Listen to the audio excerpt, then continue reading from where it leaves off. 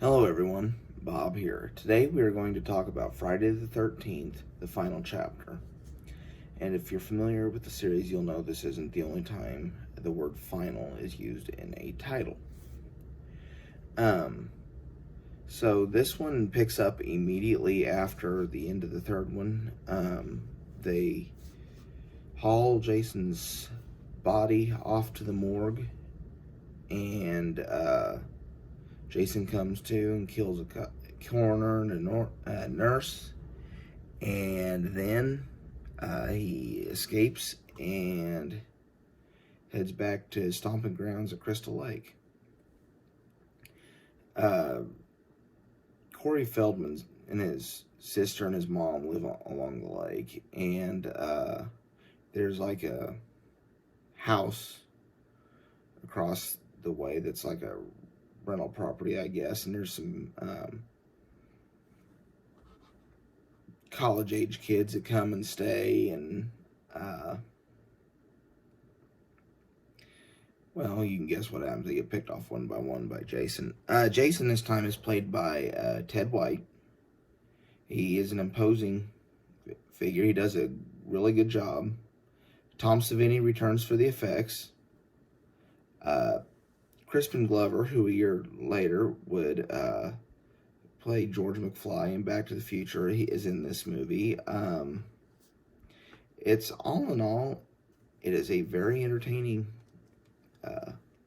movie. It is, if you're looking for a serious Friday the 13th movie, this is the one I pop in. You'll know what I mean by that here when I get to part 6, or if you've already seen part 6, you know what I mean. Part 6 is my go-to movie when I want to watch a Jason movie, just because I have fun watching it.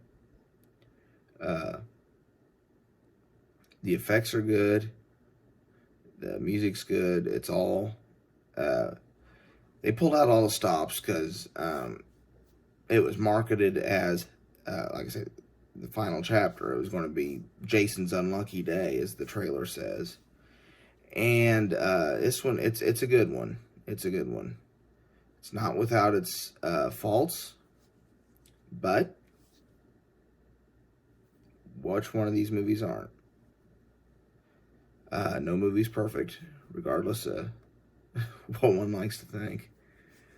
But, and don't get me wrong, my reviews are far from perfect. I mean, it's just nothing in this world is perfect, as I have learned over the course of my life. But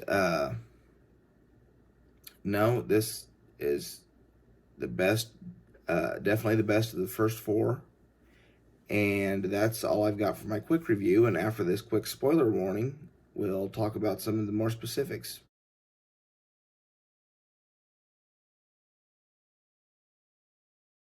Okay, guys, let's talk about some of what I like and didn't like about the first film in the Tommy Jarvis trilogy. My favorite part, again, the chase sequence where Jason's chasing after Trish and Tommy Jarvis there for a while. Trish is Tommy Jarvis' sister, the Corey Feldman character. And there's a sequence where he chases him up and upstairs, and they put a TV on his head, and he drops. And when they're getting out of the when they're starting to leave, Trish makes it across, but Tommy's still upstairs, and Jason kind of hesitates, not sure which one to chase, and Trish draws him to her and tells Tommy to get out, and she runs back across the street to the other house where all the partiers were killed, and she yells for Tommy to get out, and of course he doesn't. But when she goes through the window and she walks back, the disappointment, I guess disappointment wouldn't be the right word, the frustration, you were supposed to leave. But, and then of course Jason's shows up right behind, frame behind her. That whole chase sequence, best part of the movie, hands down. It's excellent. Least favorite part, there's a character named Rob who poses as a camper who's going to hunt And I have nothing against hunting, done it myself.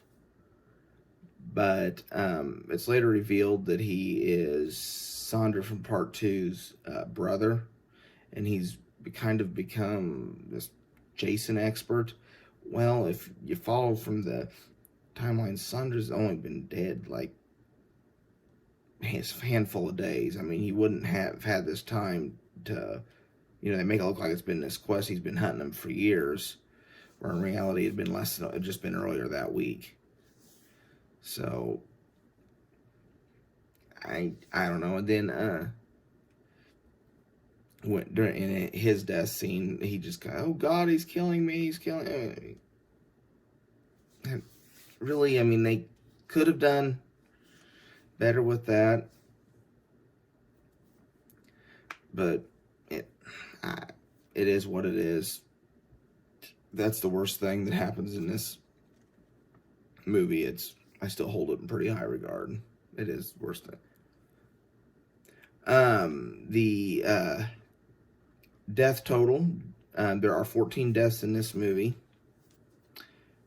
12 of them are on screen, and 13 of them are Jason's victims.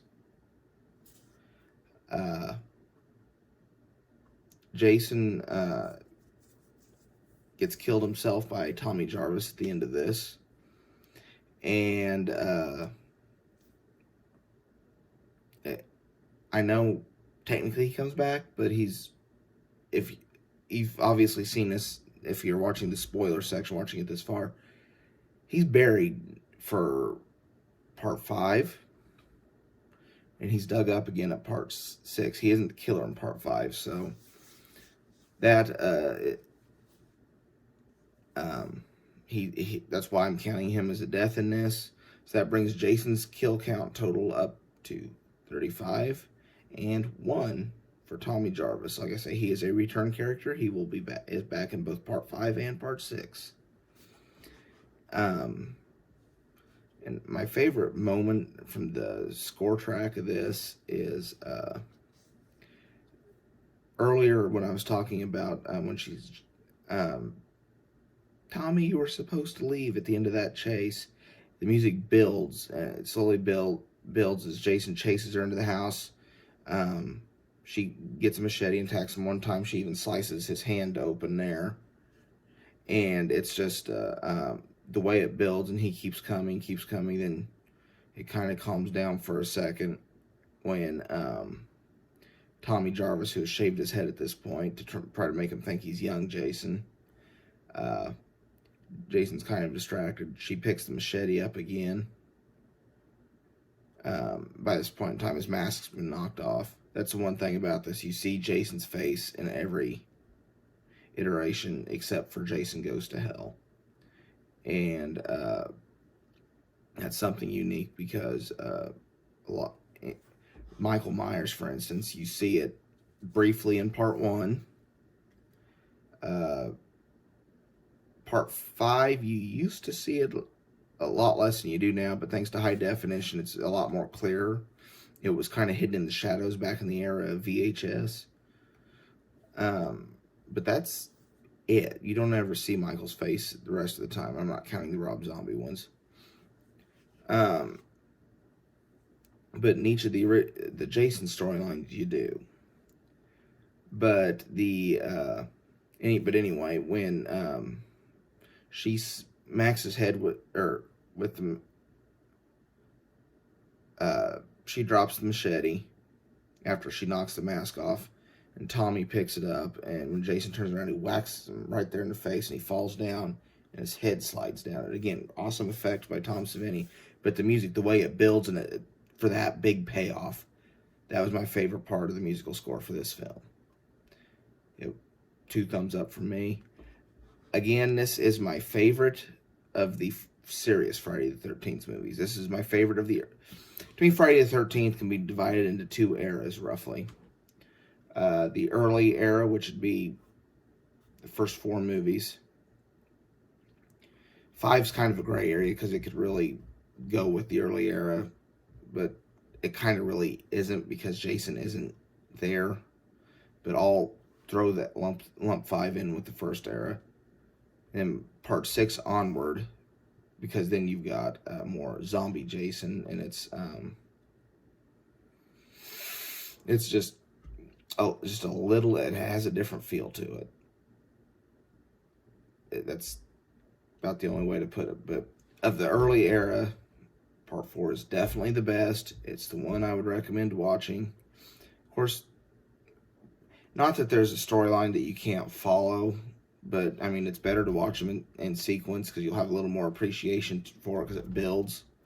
But I mean, but these movies really, the plot's simple. Jason stalks and kills. I mean, they're pretty easy to follow. So, like I say, I recommend it. That's all I've got for now. Thank you so much for watching. I apologize about my dog barking. Thank you so much for watching. If you enjoyed the content of this video, please give it a like and consider subscribing to my channel. I try to have new content daily. Follow me on Facebook or Twitter. Just search for Bob the Film Guy. And for now, this is Bob, signing off.